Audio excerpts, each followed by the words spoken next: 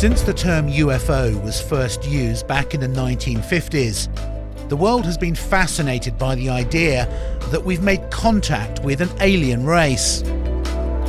According to the legion of UFO researchers and experts, the evidence is irrefutable. The millions of flying saucer sightings, abductions, crashes and other events over the years are proof positive, they say, that we are being visited. In fact, new research seems to show that it's been going on since the dawn of civilization, thousands of years ago. But who are they? How do they get here? And why are they coming? In this new series, we've compiled some of the most compelling reports, stories and evidence that have ever occurred to try and shed new light on those questions. We have first-hand eyewitness reports, shocking footage of real sightings, terrifying encounters with real creatures, and top-secret revelations from those who claim to have worked within the government conspiracy.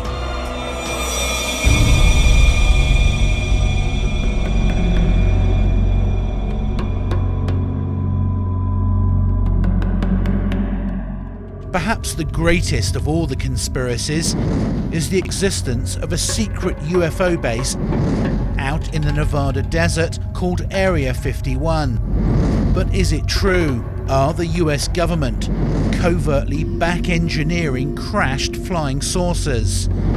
Have they now developed their own man-made UFOs using alien technology? And what are all those bizarre lights in the night sky?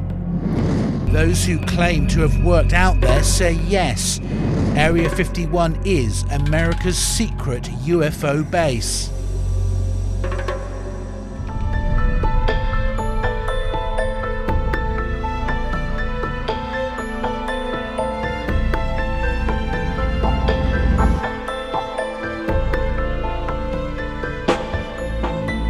In 1989, a man called Bob Lazar walked into a Las Vegas TV station and gave a remarkable interview. He said that he'd worked out in the Nevada desert at a top-secret facility known as Area 51. He said he worked on a highly classified project, reverse engineering recovered alien spacecraft. His story was a worldwide sensation, and Area 51 became a household name, synonymous with UFOs, secret projects, and little green men. And yet, neither the US government nor its military have ever denied his claims, and they still don't officially confirm that Area 51 exists, despite satellite photos proving it does. Many dismiss Bob Lazar as a fantasist, and yet others see him as a whistleblower, exposing a government cover-up of UFOs and alien contact.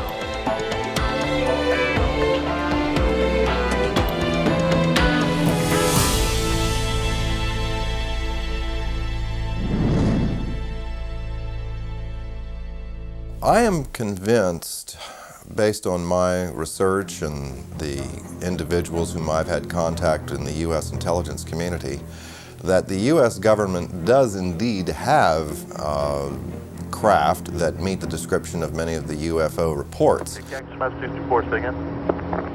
nothing on their radars on the other antennas at all on that particular area? My personal opinion, based on comments I've gotten from the Deputy Director for Science and Technology at CIA, would seem to indicate that Bob was perhaps an unwitting participant in a program designed to introduce someone with a technical background to some elements of the UFO research projects going on out at the test site. Any traffic off our left wing right now? I've got some tests up here 9 o'clock and about 12 and 31 west. I have no doubts that Lazar actually was in a place where top secret investigations were going on. I'm not sure about all the details that have emerged from his account, but he certainly gives me the impression that he was actually there.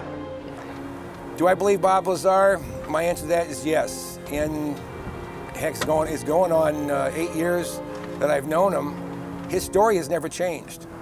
He wasn't in it for the publicity. He surely wasn't in it for the money. He lost everything he had. I believe he's totally sincere. As far as I can tell, he's a bright guy who tells a great tale and who's told it often to people who have not checked on him, who accept the notion that, well, the government wiped his slate clean. Basically, I think he had an experience. I think he saw some things that shocked him, was subject to some conditions and experiences that were very unnerving to him and very profound.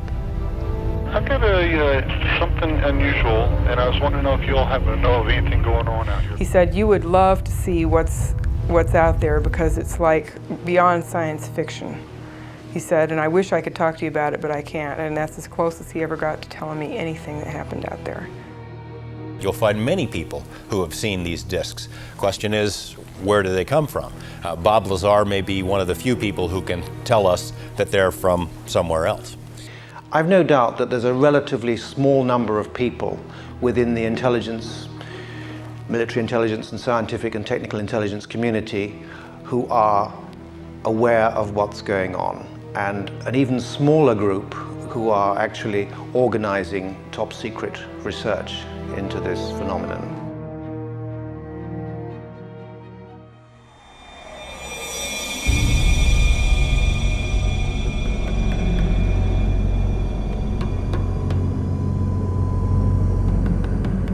There's been an airbase out at the operating location near Papoose and Groom Dry Lake beds, known as Area 51, since the 1950s, when it was home to the CIA's top secret SR-71 Blackbird spy plane. Then in the 1970s, it became the test flight center for the F-117 stealth fighter and the B-2 stealth bomber.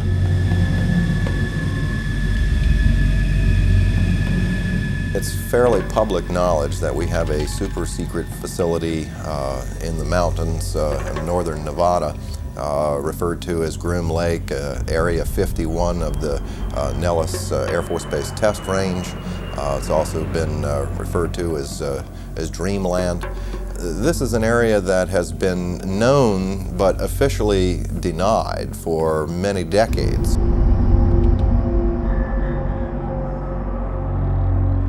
All of our super secret aircraft have been developed and test flown out in this particular area. So it only makes sense that if you have something as sophisticated as a flying saucer and the related technology to that, that would certainly be one of the prime locations you'd want to go.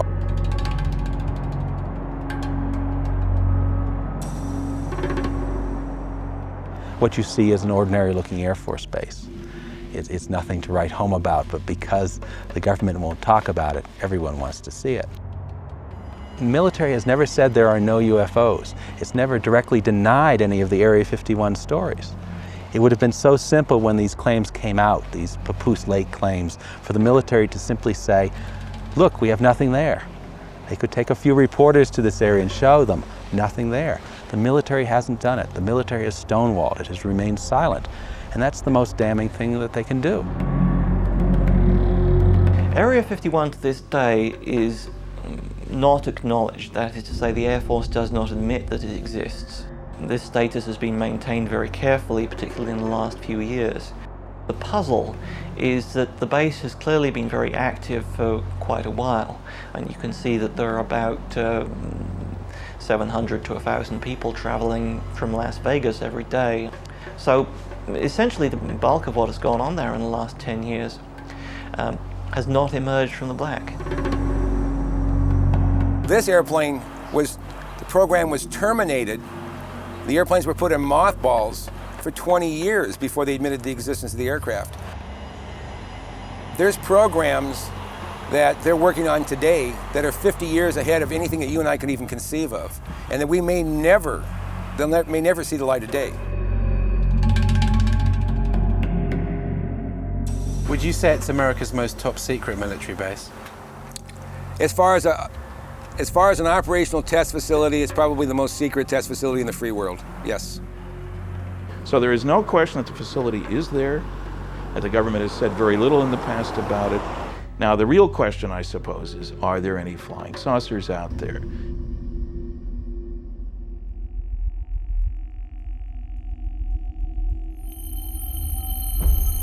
No one had associated flying saucers with Area 51 until Bob Lazar's interview hit television screens around the world. He said that he worked at an underground facility called S4 on a top secret project that was codenamed Galileo. They would call it a specific time. For instance, the operator would say, "Mr. Lazar, it's now 4:15 a.m. We expect you to be at McCarran Airport at 4:45. Your plane will be leaving at such and such time." I'd drive there, check in, board the plane, and the plane would fly out to Groom Lake. It would land there. I'd get off the plane and wait, and there would be a bus to take me and whoever else was going to S4, Papoose Lake, which is about 15 miles south of there, and then I would check in at S4. Tell me about how you felt on your very first trip out. The first trip out there, it was actually very exciting because it seemed so cloak and dagger to me, especially after I got in the bus with the blacked out windows. I kind of thought that was neat. Drove out to the site, and then it was checked in, guards walking around with guns, and I was sure what I was working on was going to be pretty fascinating. He says that within a few days of working out at S4, he was shown an actual flying disc in one of the hangars. When I was brought in by bus, and for the first time, one of the hangar doors, the one on the end, was open. The bus drove up and we stopped there, and clear as day in the hangar, taking up almost all the hangar, was the disc. Looked like something right out of a science fiction movie.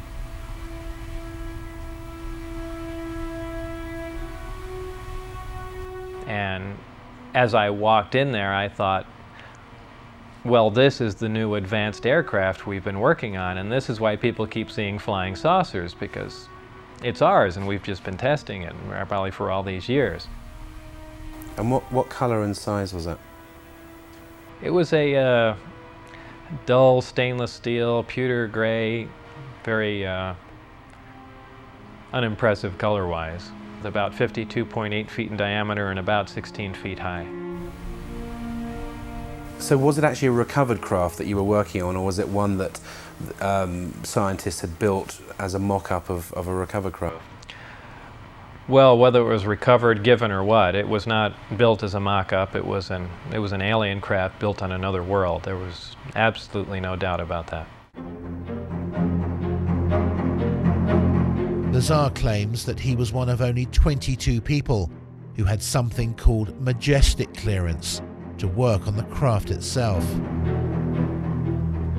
The whole aim of the project was to take these craft, or the one in particular that I was working on, and try and duplicate its systems and subsystems with earthly materials. The work that I did basically entailed back engineering the power and propulsion system, and I opted to start with the power, the reactor that ran the craft. Go ahead. Something at 30,000, it's a UFO or something. Okay, Cactus Mass 54, say again. There's nothing on the radars on the other centers at all on that particular area, that object that's up in the air? It's up in the air. Affirmative. Why have millions of people around the world claim to have been abducted by aliens? Why do many of them report the same experiences? Is it a form of mass hysteria or even sleep paralysis? Or is an alien intelligence systematically kidnapping huge groups of the human race and then subjecting them to experimentation against their will? And if they are, what's their purpose? The scientists say it's all in our heads, but the victims claim it's terrifyingly real.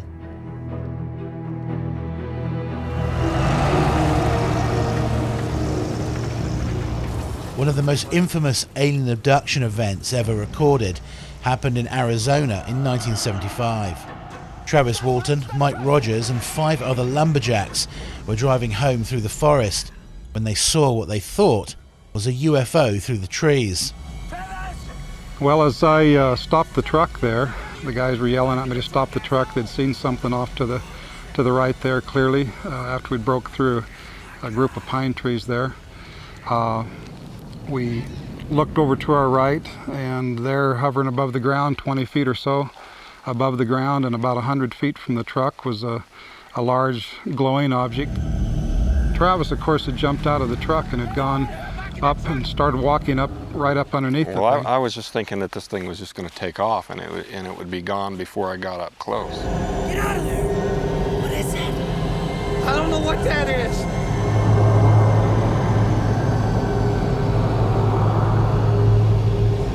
I was getting, pretty scared myself, and I made up my mind to make a run for it.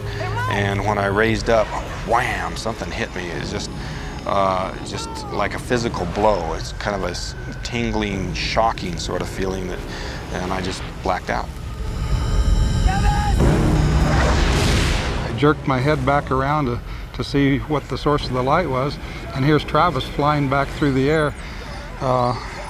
He landed some distance from where he'd been standing and landed flat on his back.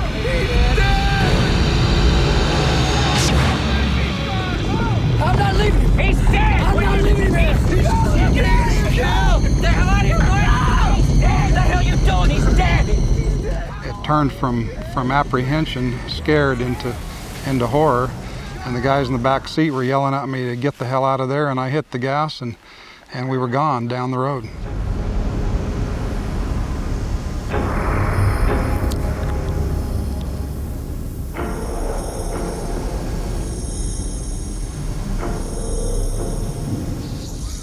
According to Travis, the next thing he remembers was waking up in what he describes as a large dark room, lying on a cold metal platform, surrounded by alien creatures.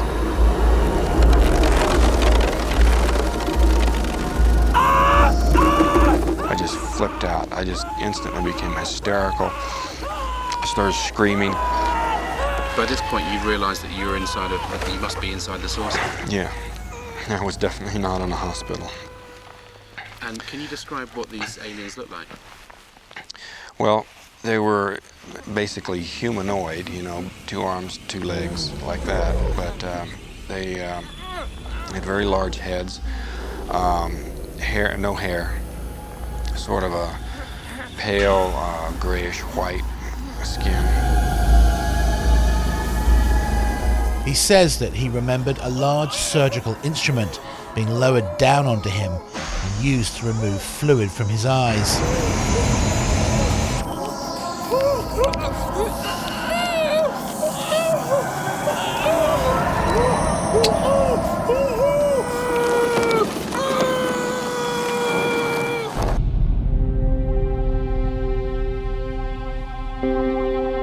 Within days of his disappearance, Travis Walton's story hit the headlines across America, and despite an extensive search in the forest, no one could find any evidence of what happened.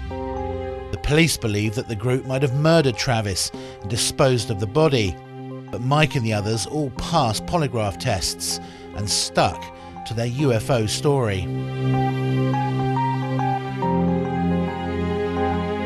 And you and the other lads in the truck were convinced that you'd seen a UFO and that it had taken Travis?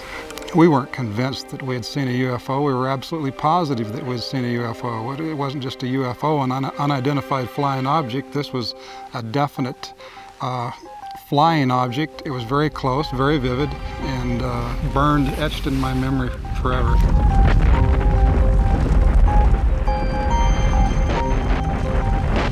And then, just as mysteriously as he'd left, Travis woke up on the outskirts of town, just a short distance from where the UFO had been. He was dazed and disorientated. How long were you actually gone for? I was missing for 5 days and 6 hours and some odd minutes. Although the night I was returned, I was under the impression it had just been a short while. I thought it was the same night. Travis and the other 6 men underwent an intensive battery of tests and examinations by experts. As crazy as their story was, no one was able to prove a hoax or a fraud. Well, I spent a day with Travis and Mike Rogers. He passed the lie detector test. Their story is consistent. There were 5 other people there, after all, who saw part of these events unfold and who also passed the lie detector test. His story is consistent. It's never changed.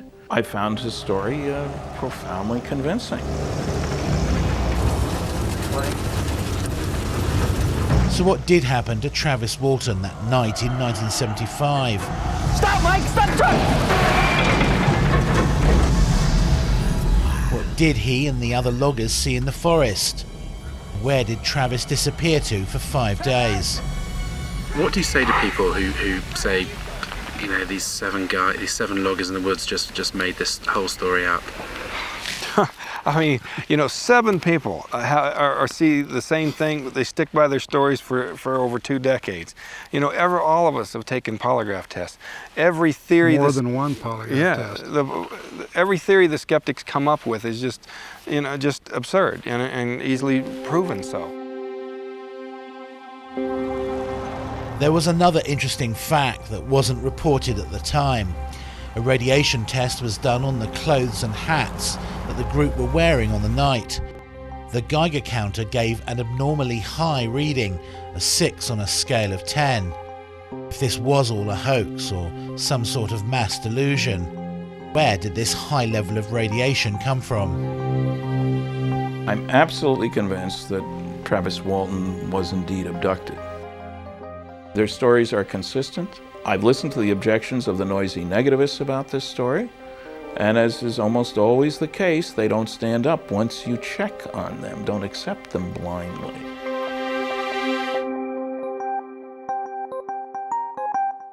I'm convinced he's telling the truth, along with Mike, because of all this peripheral stuff, polygraphs, etc. The debate about whether alien abductions are real has raged for decades. For abductees, the experiences are vivid and frightening events, many with physical interaction with aliens and spacecraft. But the skeptics say that what they are really experiencing is a form of severe sleep disorder. The more I hear about abduction stories, particularly the ones that happen in bed at night when people are asleep, the more I can see the similarities between that and what's called sleep paralysis. Sleep paralysis is surprisingly common. Something like 30% of people have it. When you're dreaming, you have to be paralysed. But normally that wears off long before you ever wake up, so you don't know anything about it. But sometimes the mechanism goes wrong so that you wake up and you're still paralysed.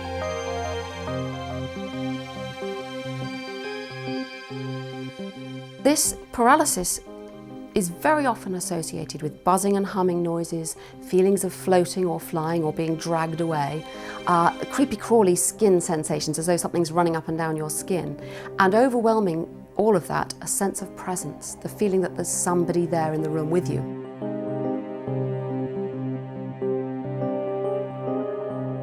And when it wears off, you just, oh phew. If you don't know what it is, it can be pretty frightening. Now, you can see the many similarities between that and alien abductions. I think a lot of alien abduction accounts are in fact elaborations of sleep paralysis.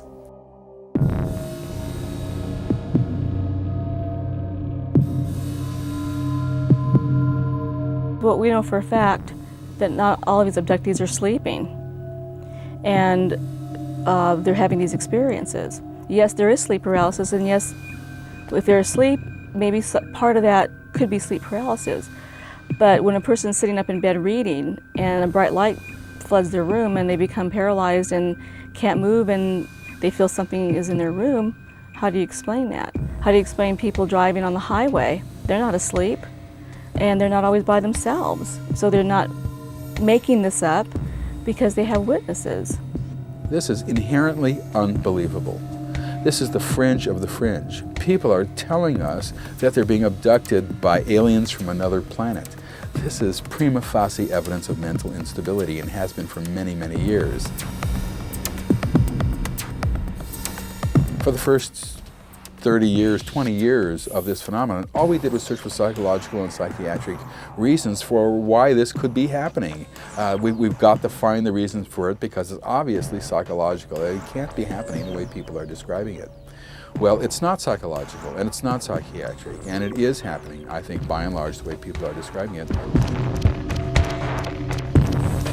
And I think that what we're looking at here is a physiological program of exploitation by one species of another. In December 1985, the writer Whitley Strieber experienced a terrifying alien abduction from his cabin in upstate New York. He wrote about his experience in a best-selling book, Communion, which was later turned into a major film.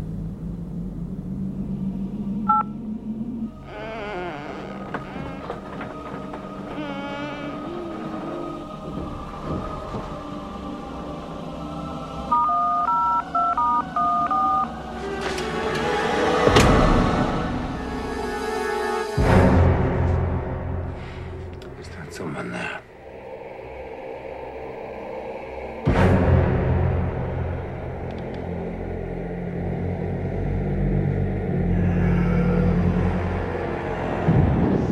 I woke up aware of the fact that there was something terribly wrong, and when I opened my eyes, I saw these dreadful figures around me, little stocky figures that were dark blue, and a tall, willowy sort of a figure that had a big black eyes and a rather snout-like sort of narrow face. And I thought I was having a nightmare. I kept trying to wake up again, and I couldn't because I was already awake.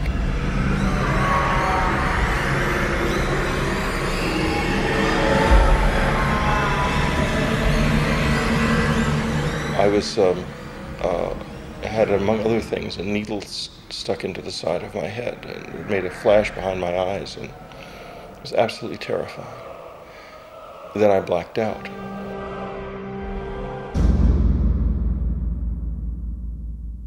One of the things that abductees have described over the years are these sort of unusual staring procedures where an alien will come and stare directly into their eyes at a distance of a few inches or 1 inch or even touching forehead to forehead. And what is happening there is that the alien is sort of hooking into their optic nerve and using their optic nerve as a neural pathway. And by doing that, they can go all through their brain, stimulating or innervating any neural pathways that they want, and therefore they can receive data. That is to say, they can look at an abductee's memories or what an abductee has been doing for the past few weeks or whatever. They can inject data if they wish. They can elicit emotional responses for whatever procedures they want to do. They can virtually control the person in any way they want.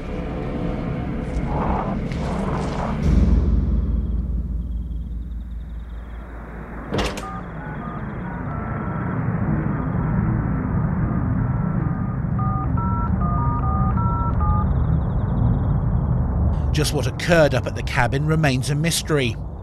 Strieber maintains that it was a real event and not a dream, and cites that over the following 4 years, 19 other people also reported seeing UFOs in the skies above his cabin.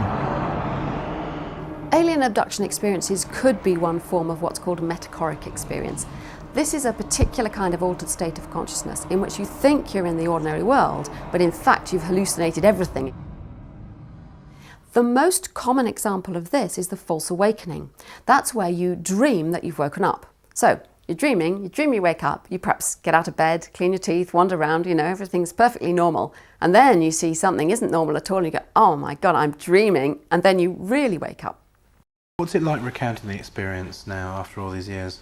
It feels like it's happening again. It's as vivid as it was the day it happened. I'll never forget it for a second. It's burned into my brain. I remember it very well.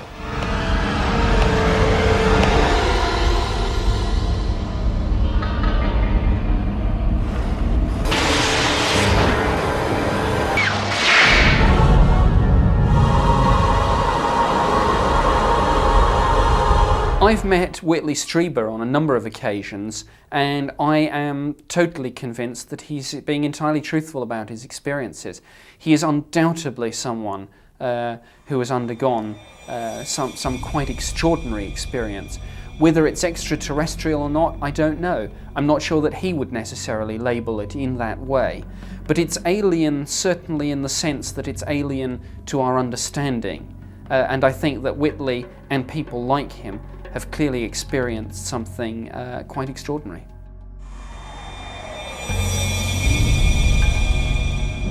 Without a doubt, the Roswell incident back in 1947 is the most infamous of all UFO crashes.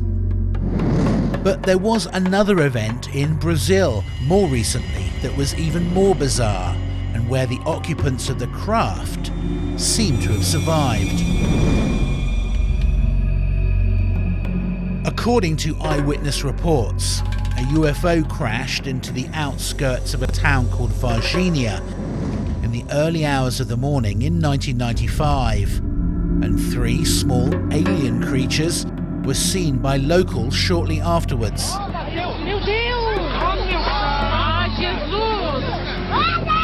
In an interesting coincidence, a number of strange lights in the sky had also been seen that night, one of which had been captured on home video.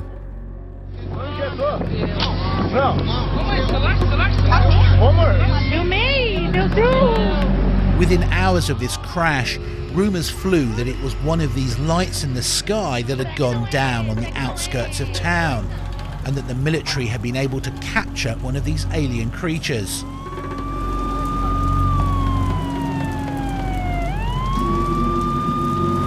For many in the UFO community, this incident in Varginha became the most significant event since the crash in Roswell nearly 50 years earlier. We know we have a lot of evidence here, and there is a huge cover-up in Brazil since January 1996. I do believe we were visited by alien creatures who were captured by the militaries, and I want to know what happened to these creatures. I think the whole world wants to know if these creatures are still in Brazil, and definitely what happened to them.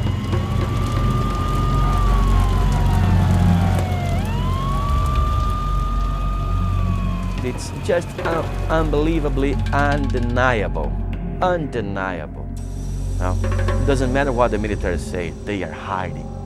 They are hiding. They do have captured aliens in Brazil alive.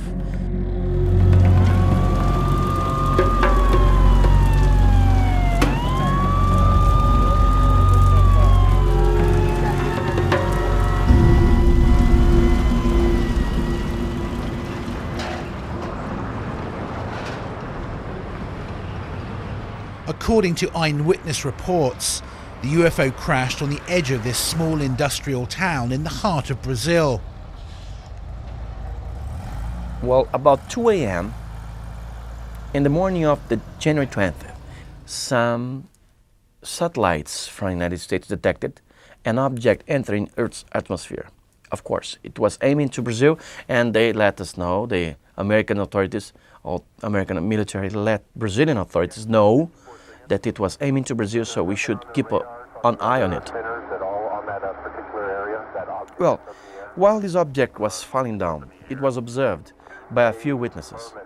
It was very strange because some of them could describe an object like a cigar-shaped, with a cigar-shaped format, like in flame, with some sparkles, things like that. Anyway, at this same morning, about 7:30, some people in the neighboring areas of Varginha started describing a strange creature. Obviously, the creature that survived from the crash. In January the 20th, the fire department captured a creature, a very strange creature.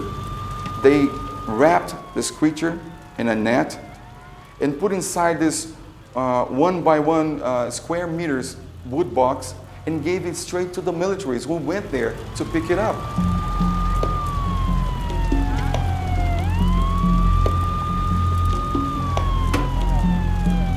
They said it was a terrible smell of ammonia, burning the noses, they couldn't breathe, and it was a very ugly creature. One of them told me that he would like to see me in a room for 1 minute facing such a creature like that because it was so ugly. And it had 3 fingers with long and very strong nails.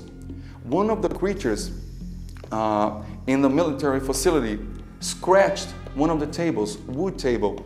You should see what happened to the table when one of the creatures just scratched it.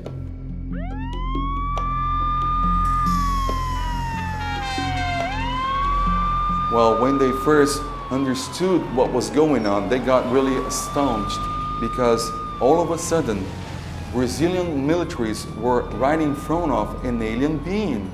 They just got so surprised because they never thought an alien being could be like that. They were really astonished and they were afraid of getting some disease from it.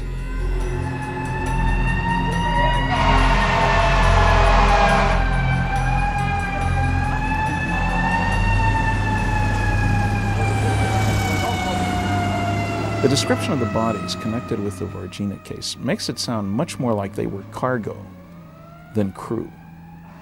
They seemed to be woozy, they didn't have any clothes, the little horns, the color of the skin and stuff. Their reactions did not imply particularly high intelligence. Now, who knows, maybe this was a crew from a different place, and we don't know what their mental capabilities were or something like that. But you just don't get the feeling, looking at the drawings that have been made, the testimony of the witnesses, that we're dealing with particularly sophisticated aliens here. And I can imagine a cargo craft that ran into some kind of a problem, pilot error is common apparently, in which these guys were set loose and weren't really the operators of the craft. Clearly something unusual happened, but there are a number of alternatives which do first need to be explored. One possibility is that we need to look at the likelihood that we had some sort of satellite re-entry, space debris coming into the Earth's atmosphere at high level. Clearly we do have some indication that NORAD passed a warning to the Brazilian national authorities that there was indeed some high-level event taking place. So that is the first thing that I think UFO researchers and others need to consider here. Any time that you have accounts, particularly if there are of sightings late at night, of bright lights seen very close above the ground, a lot of activity going on, what you may be dealing with is the military carrying out some sort of night manoeuvres. Now, you can have military trucks, obviously brightly illuminated with headlights and all sorts of other freestanding lights, for example. You could even have a low-flying helicopter actually hovering very close to the ground or actually indeed on the ground. And in some meteorological conditions, and I'm talking about the wind here, you need not necessarily hear a great deal of noise until you get very close to it. According to reports, a combined team of army and firemen removed something or someone from the crash wreckage and then took them to the local hospital. The reaction of the doctors and the nurses was kind of mixed up because some of them thought it could be an alien creature. Others thought it could be some genetic experiment, and some of them thought it could be the devil's son. The military, some of them who actually took part in the capture proceedings, came to the researchers to tell, I was part of it. I was there. I helped to capture. I helped to hold. I helped to put in the box. I helped to transport. See, we have first-hand witnesses from the military.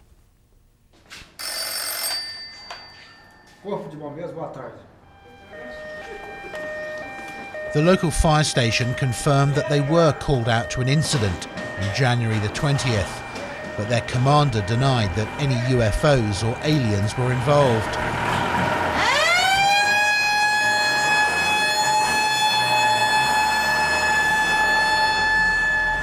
Acho que eu sou muito, eu não tenho condições de falar. Primeiro que eu estava de serviço no dia, certo? Quem estava de serviço no dia é o sargento chefiando a equipe, né? Mas que pela informação aí que a gente tem, tanto faz como a imprensa, né? Como até os pessoal perito na área da ufologia, é a mesma que eu tenho, que eles têm, né? Mas simplesmente não se trata só do nosso ver, de falta assim, de prova material, se trata só de boatos. Então o boato para a gente não é lógico, então a gente tem que ver.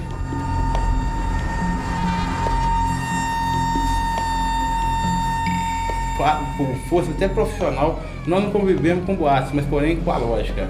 É só com a lógica que nós mexe. Então, se nós não tivermos condições de mostrar para o povo e não capturamos nada, então aí nós fomos centro da atenção, porque a pessoa, em geral, pensa que o bombeiro tinha material para transportar, como vocês viram aí, né? Por testemunho, nosso recurso para capturar um ser extraterrestre com uma inteligência extraterrestre é muito escasso.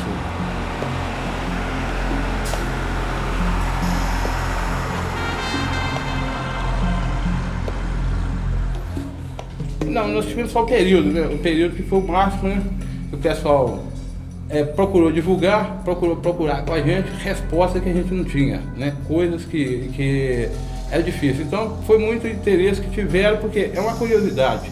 Nós, povo brasileiro, nós precisamos de heróis e de fato novo. E surgiu um boato que é um fato novo. Como foi o Chupacabra, né? Que foi comédia até hoje. Certo? But are there really such things as chupacabras and so-called extraterrestrial monsters? For 2 decades now, something unusual has been terrorizing the island of Puerto Rico, killing and draining the blood out of thousands of small animals. They call it the goat sucker, or El Chupacabra, and it's brought fear and panic to the farmers and rural communities on the island. The authorities say it's a mutant wild cat or dog, but those who've actually seen it claim that it's an alien creature.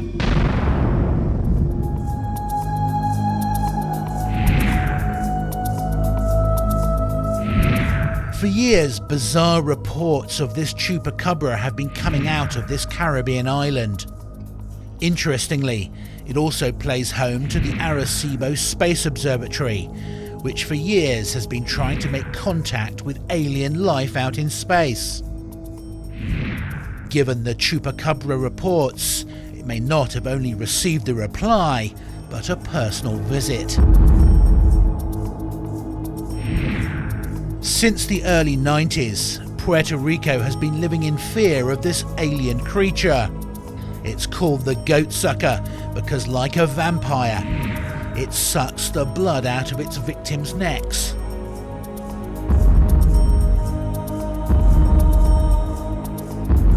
Over the years, several people claim to have shot actual photos of it or given eyewitness descriptions, and in one case, shot what was claimed to be footage of a chupacabra hiding in a forest. Is it real, or is it an urban myth that's been whipped up into mass hysteria? Some claim that it's an alien creature, while others say that it's just a wild cat. Como de 3 pies de alto, con las piernas bien finas, los pies en forma como de garras, alas extendidas, alas grandes, las manos en forma de garras. No era como un pájaro, es algo anormal de lo que uno usualmente es algo como así, ¿ves? Pero ¿sabes que los pájaros hacen y vuelan y de? No, eso fue una cosa rápida, pero bien rápida. Que las hojas hicieron y vi, wow. Es algo como inusual, que no es normal el movimiento de este animal. Just what the Chupacabras are remains a mystery. Some people believe they're products of covert genetic experiments which have escaped from US military bases on the island. Others are convinced that they're alien creatures from another planet. Whatever it is, the locals are scared. Era combinación de gris oscuro y gris claro, entre manchas. No. Los ojos como gotas de agua, pero grandes. En la nariz casi no se le notaba, pero se le veían sí los dos abrotitos y la boca bien pequeña. Miro hacia las de eso y hay dos con los ojitos verde neón.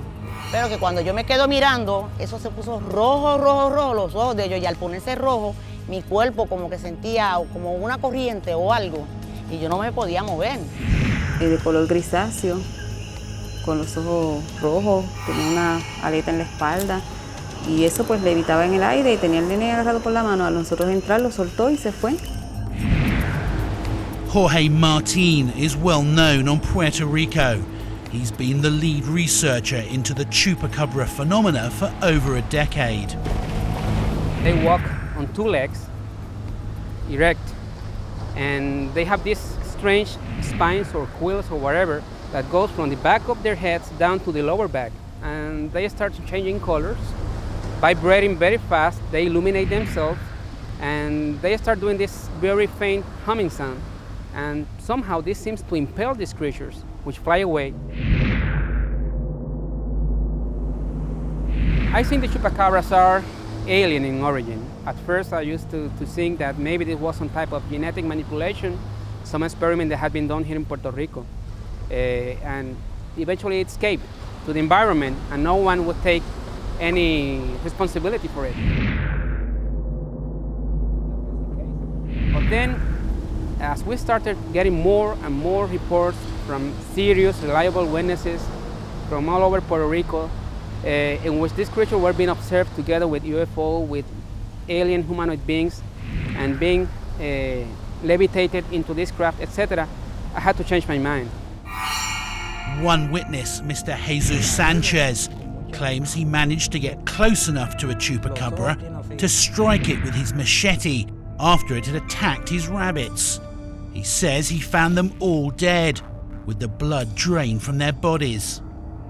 Ahí vine yo, me levanté, cuando oí el ruido, me levanté y salí afuera, cogí un machete y salí afuera. Y cuando vine a averiguar qué era, me pasó la criatura por el lado. Ahí fue que yo lo ataqué con el machete. Le di 2 cantazos y sonó como un timbal.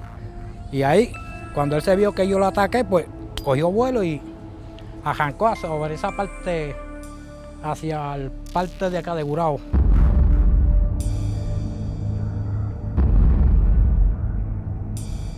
La marca que dejó en los animales es una cosa increíble que ninguna persona humana lo hace. Es más, yo le voy a decir, un doctor no hace esas cosas que me hizo esa criatura. Le metió unos agujeros que eran como una aguja de coser por ahí para abajo, por las venas. We asked Mr. Sanchez to identify the creature he saw that night. We showed him artist impressions of Chupacabras based on other eyewitness descriptions. Esta es la criatura, en la forma de los ojos, que fue en la que yo lo vi. Lanudo así, uñas así, y los dedos de los pies, que eran 4 que tenían así. Esa es la que yo he visto por ahí. Unos dicen que son monos, los monos no vuelan, el que diga que es mono pues está mintiendo. Eso tiene que venir de otros lados, de otro planeta. Without any doubt, the hysteria and fear on Puerto Rico and the rash of sightings and reports of Chupacabras across the island has been fueled by the massive media coverage around the world. The goatsucker is big news. El Chupacabra, which means goatsucker in Spanish, has the nation talking, and it's thought its victims list sheep, cows, horses and pigs. Some people also claim to have been attacked by the fanged menace. I ran and it caught up with me. It grabbed me and I was fighting with it. It's not a dog. I don't care what people say. The nighttime activities of the goatsucker has made the front page headlines, despite the Health Ministry's opinion that it's a large bat which has been suffering from the drought. So what is going on? Have we made alien contact? Are millions of people being quietly abducted by aliens and then subjected to experiments against their will? Do the US government know all about this? And have they been covering up the truth for over half a century? Are they back engineering the recovered alien craft out in the Nevada desert? And have they even built man-made UFOs that would revolutionize both space and perhaps time travel? It's easy to dismiss all this as science fiction or mass hysteria, but hundreds of former military and government personnel have come forward to say that some of it at least is true. The question is, can we believe them? Or are they themselves part of an even bigger disinformation program? As one UFO researcher put it, it would be the height of human arrogance to believe that we were alone in the universe. But until we can all see an alien body or UFO up close with our own eyes, then we'll remain curious and fascinated, but still unconvinced.